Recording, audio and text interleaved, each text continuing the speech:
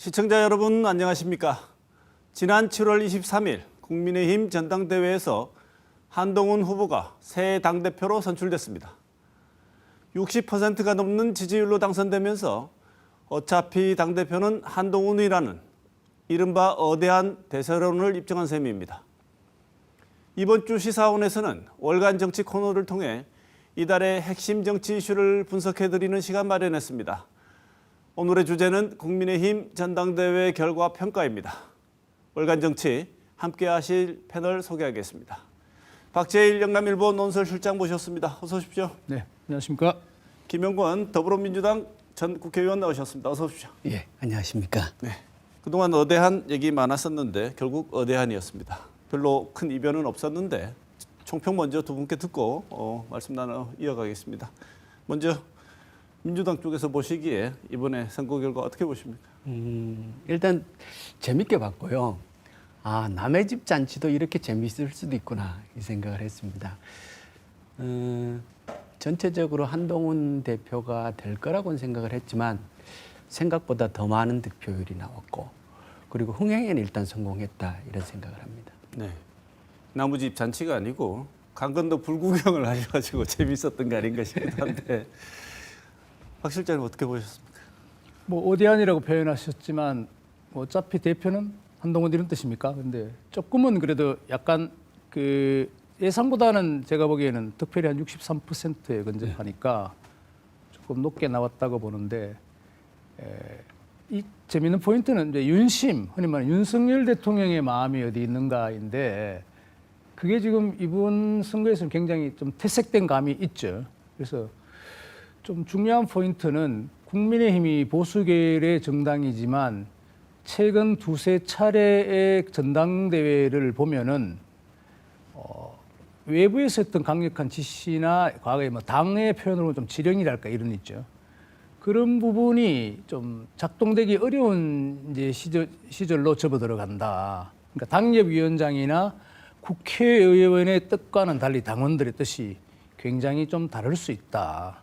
다르다기보다는 좀 더 당원들의 당심의 그 표출이 좀 더 당내 민주주의에 근접하는 그런 고무적인 현상도 보인다. 저는 이렇게 파악하고 있습니다. 네, 대통령의 의중이 완벽하게 이렇게 완전히 드러날 만큼 실렸다고 볼 수도 있고 아니라고 볼 수도 있는데 중요한 지점을 좀 말씀을 해주신 것 같아요. 예. 이제 당원들의 의지가 결국 당대표를 선출하는데 적극적으로 반영된 것 같다. 이 점은 어떻게 보십니까? 그러니까 굉장히 조심스럽게 말씀을 하셨는데요. 지난번 국민의힘 전당대회와 비교를 하면은 그 당시에 김기현 대표는 지지율 5%인 상태에서 윤심이 정확하게 작동을 해서 김기현 당대표를 결국 만들었단 말이에요. 그런데 이번에는 윤심과 동떨어진 선거 결과가 당심에 의해서 만들어졌다는 거죠. 그러니까 대통령의 마음은 한동훈 후보에게 있지 않았던 게 분명히 했음에도 불구하고 당심과 민심은 한동훈 후보를 선택했다는 점에 있어서 국회의원이나 지역 그 당협위원장들의 오더도 안 먹히는 상황으로 바뀌었다.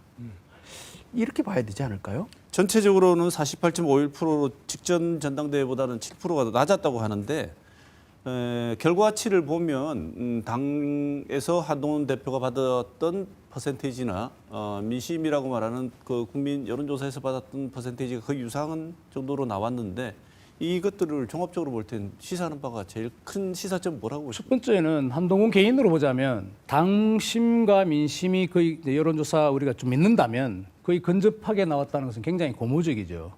예전에 어떤 특정 후보, 대선 후보들이나 보면은 당심은 좋은데 뭐 여론이 안 좋다든가 여론이 그러니까 굉장히 이게 뭐 본인에서 억울하게 비춰질 수도 있어요. 아니 뭐 내가 뭐 좀 당원들이 좀 밑받침했으면 대통령 후보가 됐을 텐데 뭐 당선됐을 텐데 이런 이제 후회 섞인 얘기도 나오는데 한 후보로서는 그게 일치돼 있다는 것은 본인으로서는 클리어한 거죠. 깨끗할 수 있습니다. 어느 쪽에 지금 다 무게를 둬도 상관없다는 수치가 본인한테 나온 거니까 그건 그렇고. 근데 조금 전에 말씀하신 또 전체적인 투표율이 좀 낮았다는 거. 그건 아무래도 뭐 이게 지금 뭐 큰 잔치였다고 할 수 있지만 당으로서는 국민 전체적으로 볼 때는 총선이라는 게 큰 파도가 휩쓸려 갔잖아요. 네. 뭐 월드컵이 치르고 나서 국내 뭐 월드컵 뭐 본선도 못 올라갔다 그러면 뭐 국내 K리그가 그 제대로 되겠습니까?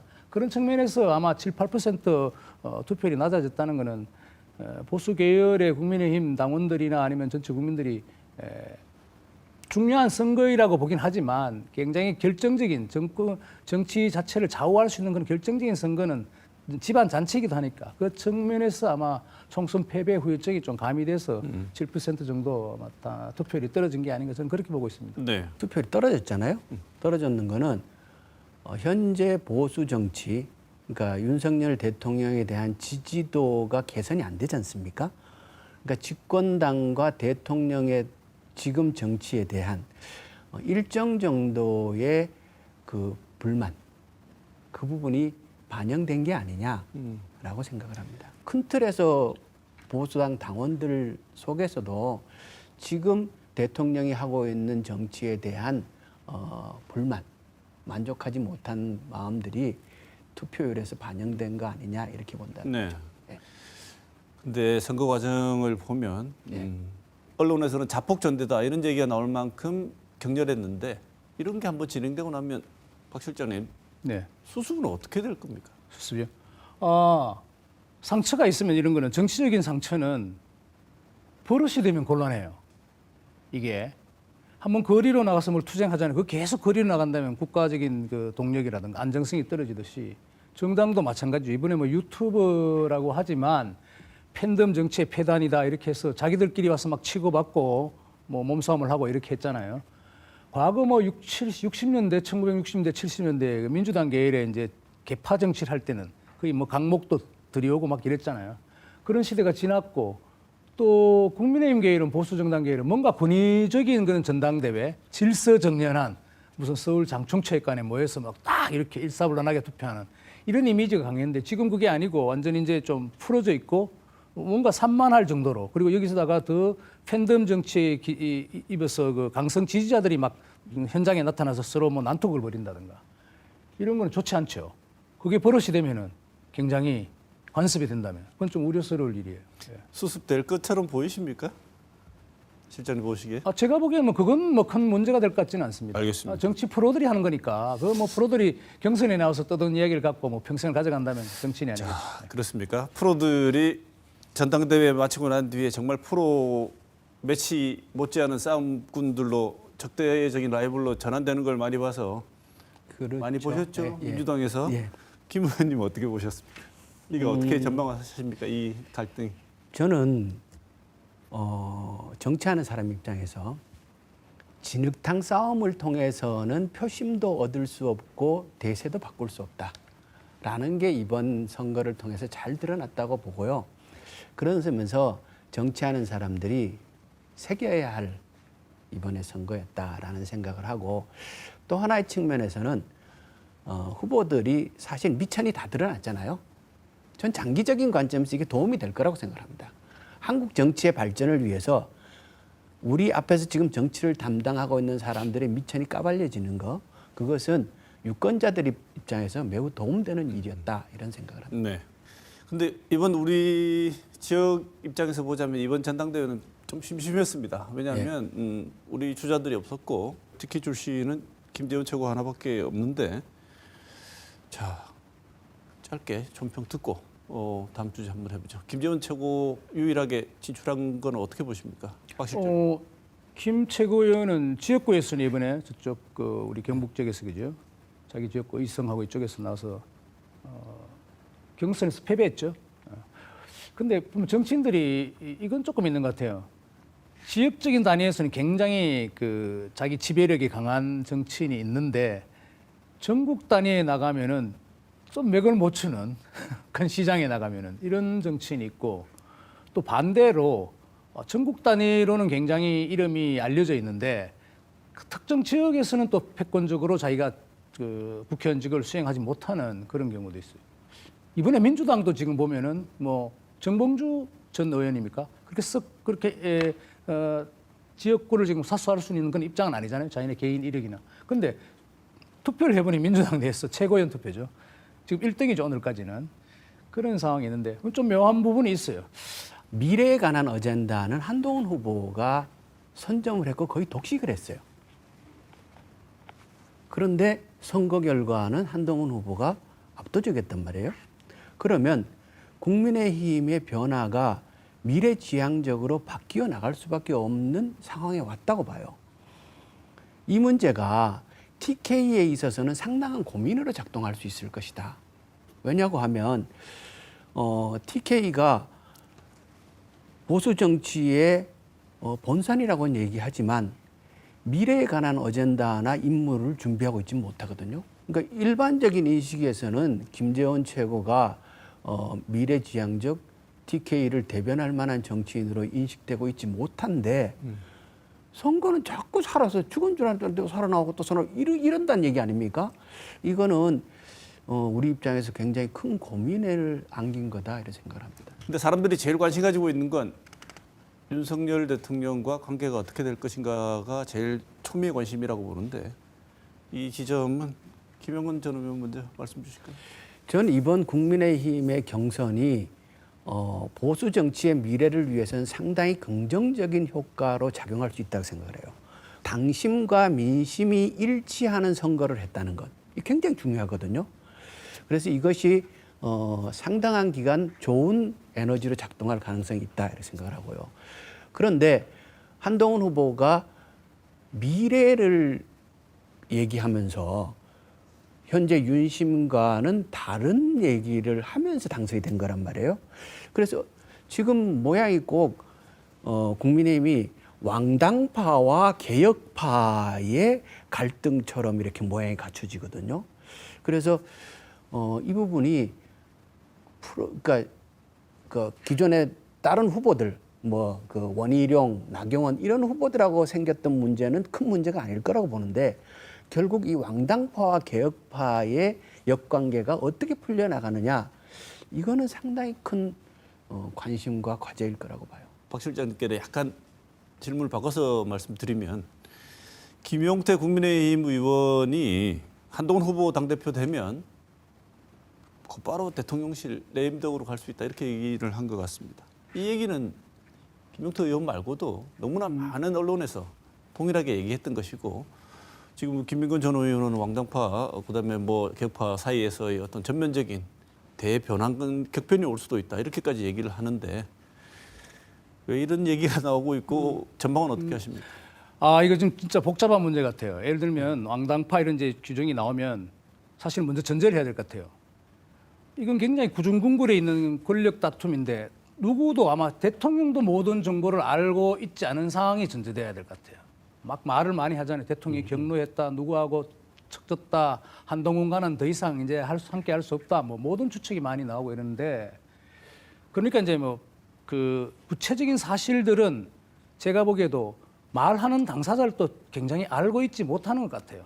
다만 자신의 위치에서 유리한 입장을 이야기할 뿐인 것이지 그것이 막 정치권에 퍼뜨려지는 그런 부분이 있고 좋습니다. 그건 그렇다 치고 레임덕이라는 부분이 있는데 우선 레임덕은 제가 보기에는 한동훈의 등장 이전에 레임덕이 이제 시그널이 온 거죠. 시작이 된 거죠.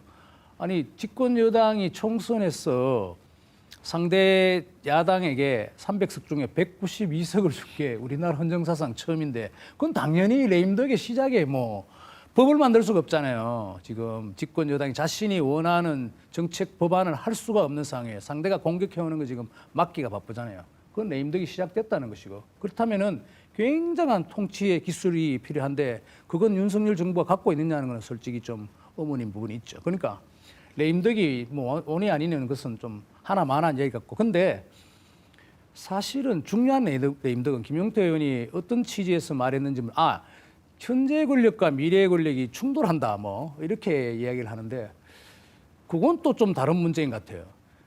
국민의힘으로서는 현재 권력과 미래의 권력을 동시에 갖고 있다는 것은 제가 보기에는 굉장한 장점이에요.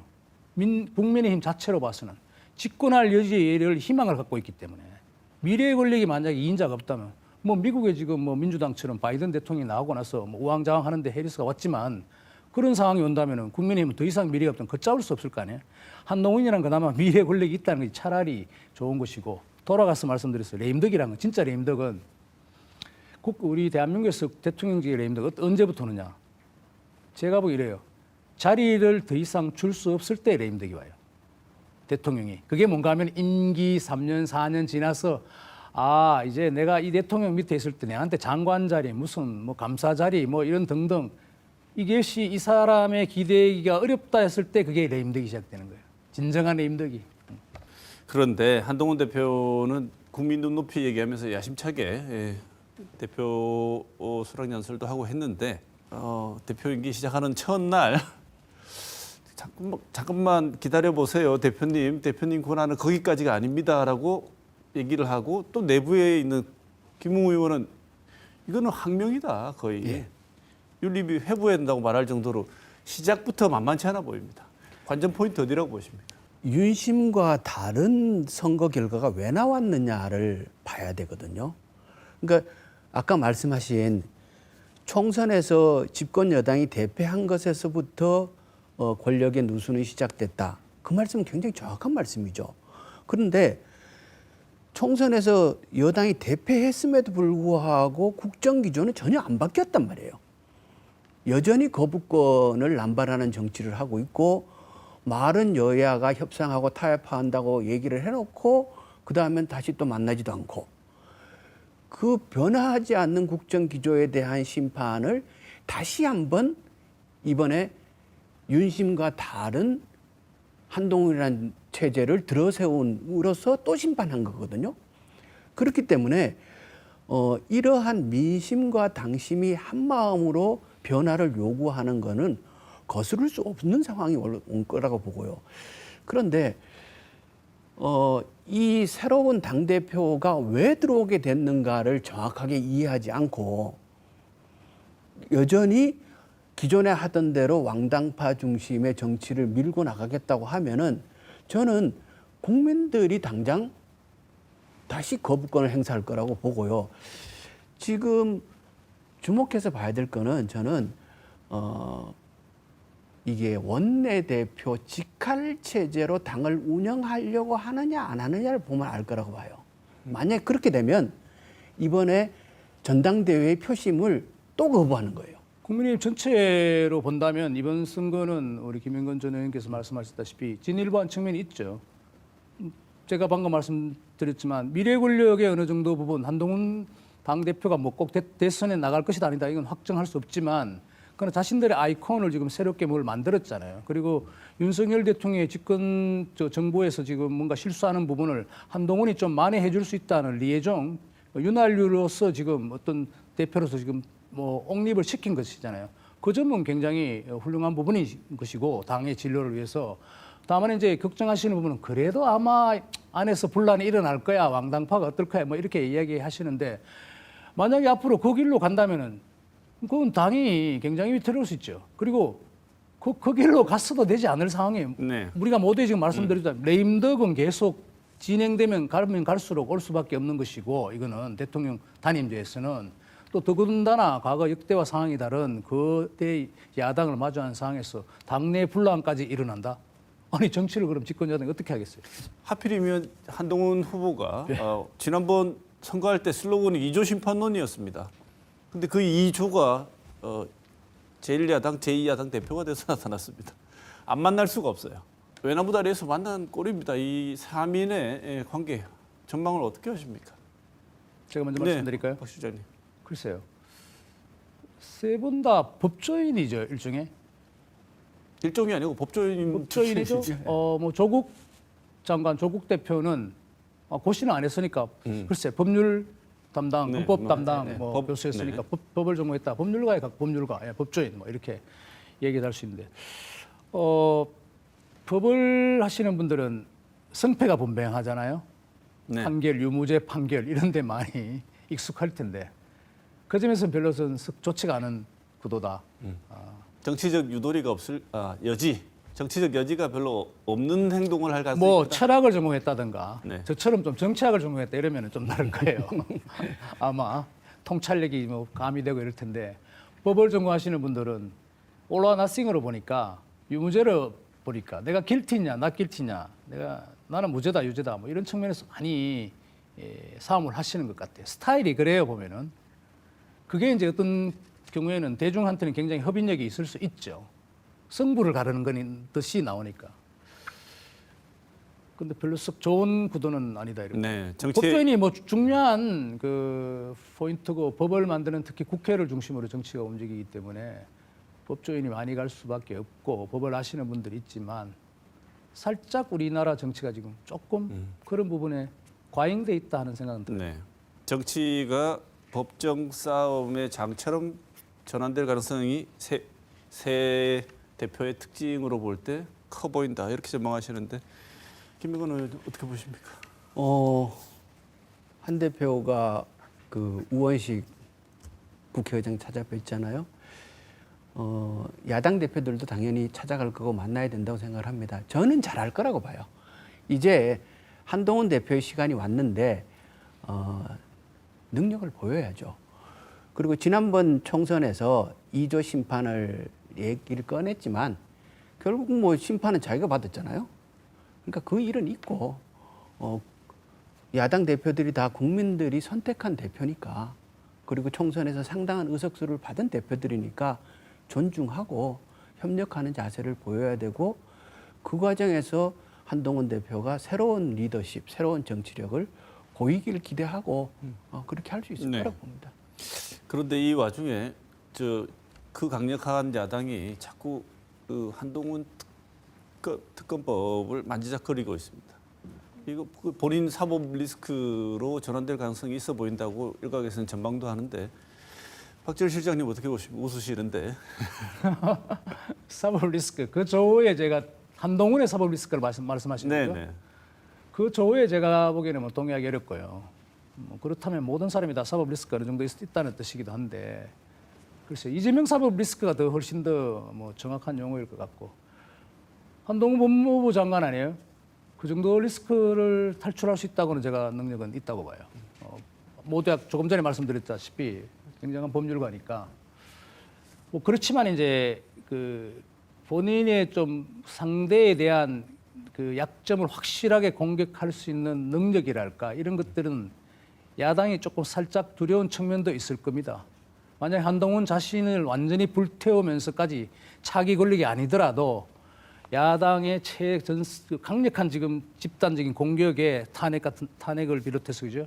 그런 부분에 한동훈 자신이 완전 분골 재신의 입장으로 나는 죽어도 좋으니까 뭐 하겠다 이런 자세로 나간다면은 그건 지금 민주당으로 봐서는 만만치 않은 상대가 다시 등장하는 거니까 그 부분이 아마 앞으로 좀 흥미롭게 보고 싶습니다. 네. 어떻게 할지. 네. 정치력이 조금 더 보완되면 무서운 주자로 부상할 가능성이 크다. 두 분 다 전체적인 측면에서는 덕담해 주신 것 같은데요. 예. 예. 한동훈 특검을 저는 민주당도 그렇고 조국 신당도 그렇고 그것을 전면에 꺼낼 거라고 생각하지 않습니다. 아 그렇게 생각하십니까? 예, 전 그렇게 생각합니다. 왜냐 그러면 그 두 분이 조금만이라도 지혜롭다면 지금 그걸 꺼내서 쟁점화 시킬 거라고 보지 않고요. 오히려 그것은 칼집 속에 넣어놓고 한동훈 대표가 역할을 할 수 있는 그러니까 밀월 기간을 주지 않을까 저는 그렇게 봅니다. 조국 혁신당은 이걸 불쏘시개 삼아서 떨어져가는 지지 동력을 확보해보고 싶다 이런 욕심이 있어 보인다. 이거 제가 잘못 본 겁니까? 그게 정당이 그럴 수 있는데요. 제가 조국 교수를 좀 아는데 그렇게 안 할 거라고 저는 봅니다. 네. 안 할 거라고 보십니까? 그 상황에 따라 다르겠죠.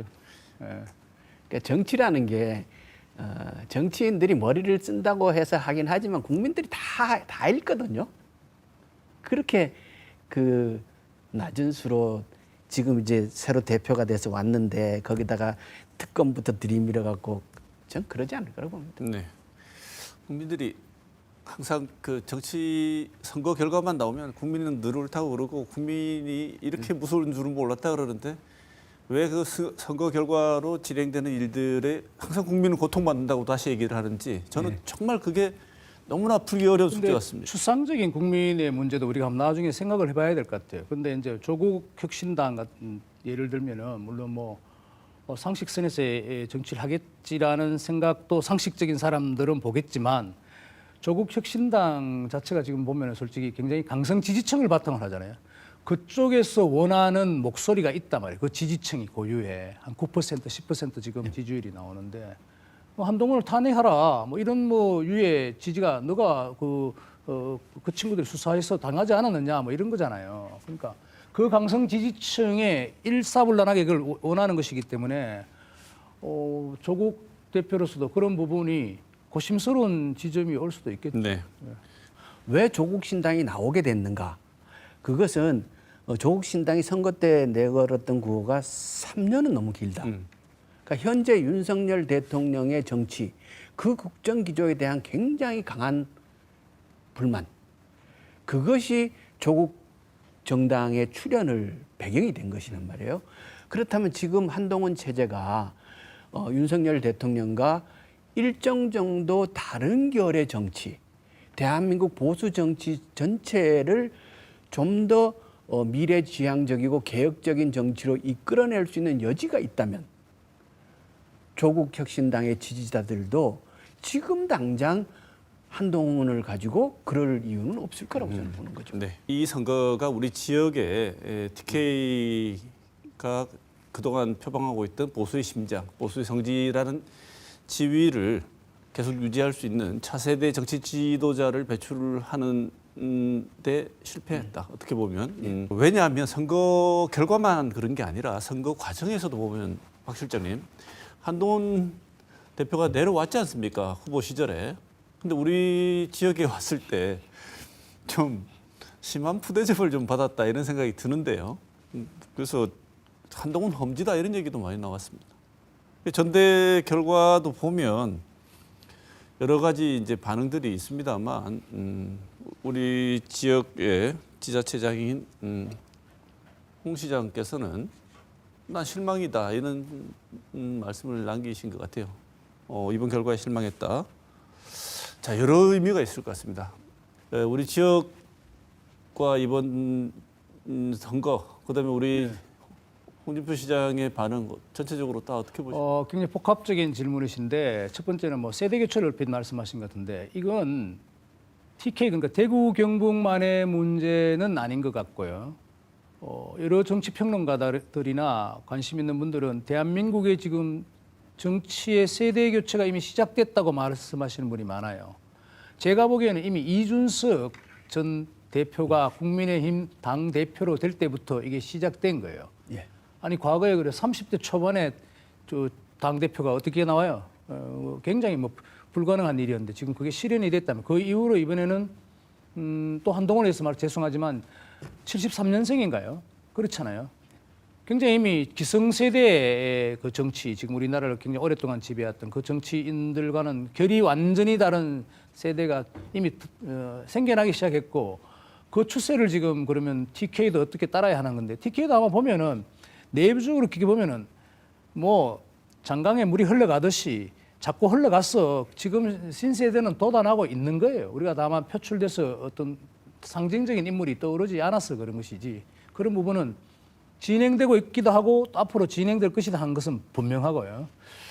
뭐 이번 선거에서 한동훈이 뭐 대구에서 험지일 수 있다 TK 험지라는 것은 제가 별로 동의하지는 않아요. 왜냐하면 40% 가량의 전체 당원 84만 명에 대구 경북에서 40% 가까이를 갖고 있는데 뭐 구체적인 데가 여기에 대구에서 얼마나 표가 나왔는지는 모르겠지만 중추적인 지역에서를 바탕으로 한 당에서 당 대표가 됐다는 것은 이 지역에 어떤 지지세가 없었다면은 그건 가능하지도 않는 것이고 아마 그거는 국회의원이나 뭐 당협위원장들이 한동훈 대표 전에 뭐 용산에 뭐 신기 이런 걸 여러 가지를 고려해서 뭐 좀 서운한 관계를 만들 수는 있겠죠.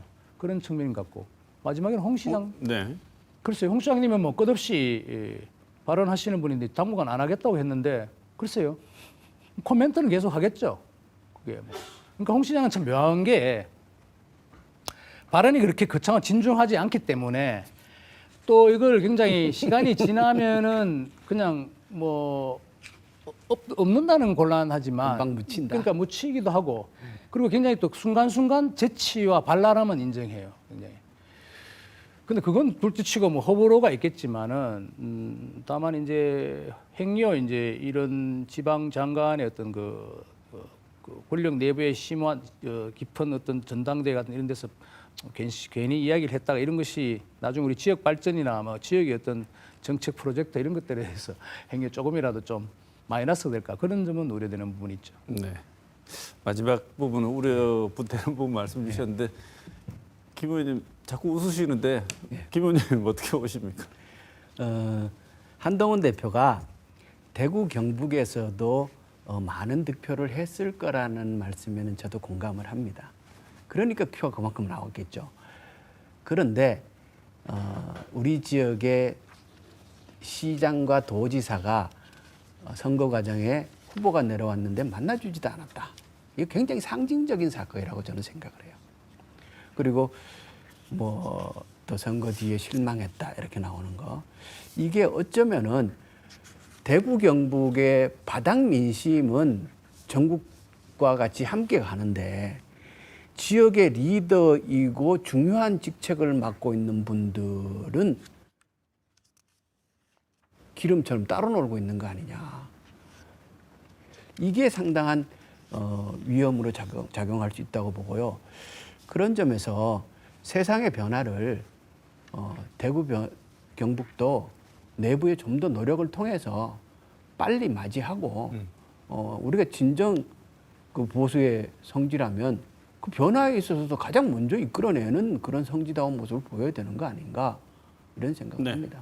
마무리할 시간이 돼서 끝으로 지금 말씀하신 내용으로 마지막 질문을 드리겠습니다. 두 분께 공의. 국민의힘에 어떤 방식이든 개혁과 변화의 바람은 불 것이 확실합니다. 두 분께서는 초점을 우리 지역 정치가 이 변화의 바람과 어떻게 발맞춰야지 우리 지역 정치와 우리 지역의 변화를 함께 이끌어낼 수 있는지 제안하고 싶거나 주의해야 하거나 주목해야 되는 지점 뭐 어떤 것도 좋습니다. 마지막 말씀으로 듣고 오늘은 마무리를 해야 될 것 같습니다. 먼저 박재일 실장님. 그 지역 문제하고 뭐 국가적인 사안 이렇게 좀 구분하기가 좀 굉장히 애매할 것 같아 이 지점에서는. 다만 지역 정치인이든 중앙무대에 이제 있든 간에 지금 우리 정치에서 좀 심각한 부분들은 흔히 이런 말 하잖아요. 내가 아니면 생기지도 않을 일들을 하는 사람들이 정치인이라 그러는데 지금 우리 정치가 좀 그런 부분이 있어요. 사실 뭐 특검, 최선병 특검이나 이런 게 이게 지금 과연 국민적인 이익과 우리 국가 미래와 솔직히 말하면 그렇게 크게 관계가 없는 얘기들에 너무 많은 소모를 하고 있다는 정치력을. 그래서 자 그러면은 뭐 한동훈이 나왔든 누가 가네 이재명 대표가 되든 뭐든 간에 당장 예를 들면 우리가 의사 정원 문제가 있죠. 심각한 거예요 지금. 지금 가면 이거 뭐 그냥 방치하는 거 비슷해. 의사를 뭐 환자를 방치하듯이 지금 의료 이 체제를 지금 뭔가 양쪽 다 지금 방치하고 될 대로 되라는 식이잖아요. 이거 곤란해요. 이런 부분. 그리고 또 우리 뭐 여러 난제들이 있죠. 예를 들면은 국민연금 개혁이라든가 개혁 이게 지금 거의 2028년 되면 지금 마이너스로 그러니까 들어오는 돈이 나가는 돈이 더 많아지는 그런 형국인데 이걸 그냥 그대로 두고 있는 거예요. 빨리 그래서 이런 복지든 아니면 우리가 민생과 직결되든 민생이나 바로 그런 거예요. 내가 지금 당장 병원에 가는데 병원이 제대로 안 돌아간다면 이게 뭐예요? 나라가 아니지. 그래서 그런 부분에 대해서는 정치인들이 좀 공부도 열심히 하고 좀 해결책을 좀 모색해 줬으면 좋겠다 하는 그런 생각이 들어요. 네. 김 의원은 그러니까 우리 지역 정치의 그 어려운 점은 안 좋은 점은 리더들이 안방 호랑이 형태라는 거예요. 지역 안에서만 큰 소리 치지 나가서 힘도 못 쓰고 세상의 변화를 읽어내지도 못하고 그렇다고 구체적인 성과를 내는 것도 아니고 그죠? 안방에서만 으르렁거린단 말이에요. 이게 가장 큰 문제인데 저는 변화의 가장 빠른 방법은 우리 지역 안에서도 여야가 함께 정치인으로 성장할 수 있는 환경들을 유권자들이 만들어주는 것. 그래서 지역 내에서 경쟁할 수 있는 구도가 빨리 그것이 가장 그 시급한 현실이라고 보고요. 또 그게 가장 좋은 방법이고 그게 안 된다면 지역 안에서도 국힘 안에서도 결이 다른 정치인들을 좀 선발해서 그 안에서라도 얘기가 좀 나올 수 있도록 하는 것. 이 두 가지를 고민 좀 해주셔야 하지 않는가 생각합니다. 네. 더불어민주당 전 의원 김영건 의원 그리고 박재일 영남일보 논설실장 두 분 모시고 이번 주는 지난달 가장 뜨거웠던 주제 국민의힘 전당대회 이야기 이모저모 살펴봤습니다. 두 분께 좋은 말씀 감사드리고 오늘 시간 여기서 마치겠습니다. 고맙습니다. 네, 고맙습니다.